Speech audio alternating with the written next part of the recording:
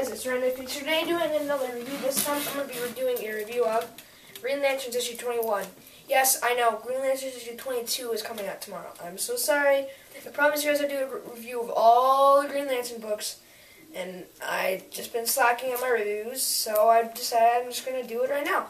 So I got Green Lantern Corps, Green Lantern Corps, New Guardians, Red Lanterns, and Larfree as the review tonight. And also I got Guardians of the Galaxy issue 3 and 4, and Judge Dredd, I believe, issue 7 and 8. So stay tuned for those reviews. These will be my last reviews for the rest of the week, just because tomorrow on Wednesday I'm going on vacation and I won't be able to get my comics, so I will be gone completely. I'm sorry. I'm just went over here. I will be gone. I'm very, very sorry. It's vacation, I guess. It's summer, so that's what's going to happen. So Green Lantern issue 21, not a bad book. I'm going to say it was okay. It was maybe, like, I liked the artwork. The artwork wasn't bad. It's just, one thing I wasn't a huge fan of was, for example, when you look at Guy Gardner, by the way, Guy Gardner is in this book.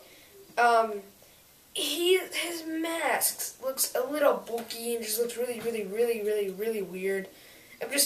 And also I'm not used to seeing him as a White Lantern. I know he's been a White Lantern forever, but, well, not forever, but for a while, but it's because I just jumped onto the series in Green Lantern, so I decided to jump on all the series of Green Lanterns. I'm also going to try out the new Sinestro Corps book they just announced. They'll be announcing more stuff at SDCC, so I'm excited to learn more about that. But one thing for sure is, though, I'm going to keep reading this book, because it was really good, but then again, it was just, like, not the best for a restart, like a new team. I'm just saying.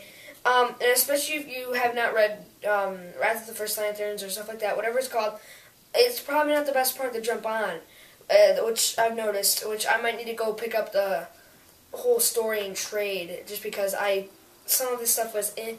I remember I watched all the reviews online of this entire series, basically, so I'm just saying, I know some of the stuff, and I think I'm doing good reading this, but there's just things where I don't know, and things I do know, so, yeah.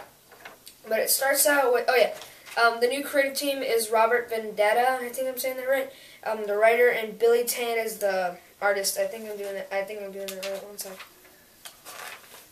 Yeah, so, yeah, okay. So it starts out with the Lanterns, like, they're just, in this book, Hal Jordan figures out he's going to be the new Corps leader until the new Guardians get back. Because if you did not know, in Wrath, I believe it's Wrath of the First Lantern, if I remember correctly, the original Guardians went insane and died. Like, they didn't die because they just got killed, because they were just going insane.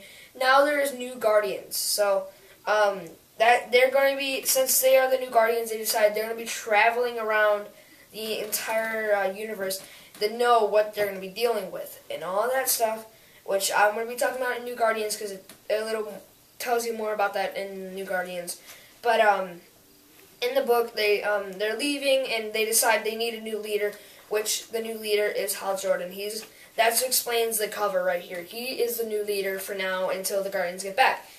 So, but it also starts out with a book. Whatever, I don't care how I say it. They're just completely beat up. They're battling these things, and then the Lanterns are about to be unpowered, and they're just fighting. And I'll tell you who they're fighting. Honestly, really don't think I know who they're fighting, but it kind of shows at the end. But the book starts out with Hal Jordan talking to Carol Ferris, and she's talking to him about, like, I don't know if I can love you anymore, and, like, I need to love you so I can still be a Star Sapper, but I just don't feel like we can be together, and stuff like that. That's just a whole bunch of crap I don't get, but that's what happens then.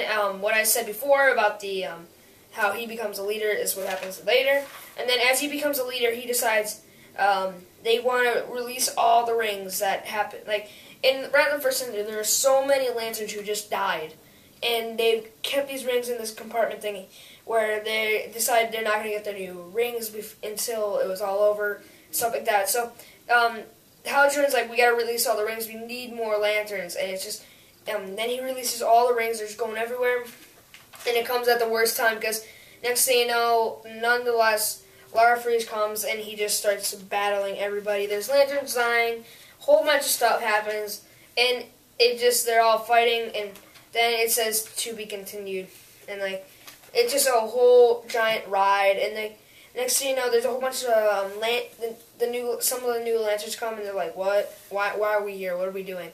So that's what happens.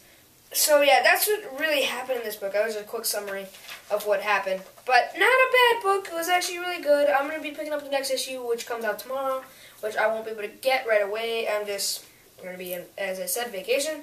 So I won't be able to get it right away, but I will get it when I come back. So stay tuned for that. But I'm going to give it at least a 4.5. It's because, like, I felt like this wasn't really the best spot to jump on to Green Lantern. But I like the artwork in the book. The artwork is really good. I felt like it was really good. Also, I love the price. I've been lately picking up $4 books, so it's nice to get $3 books for every once in a while. But it's a really good book. I decided to pick up more DC books because I basically had all Marvel. All I had before this was Justice League of America and Flash.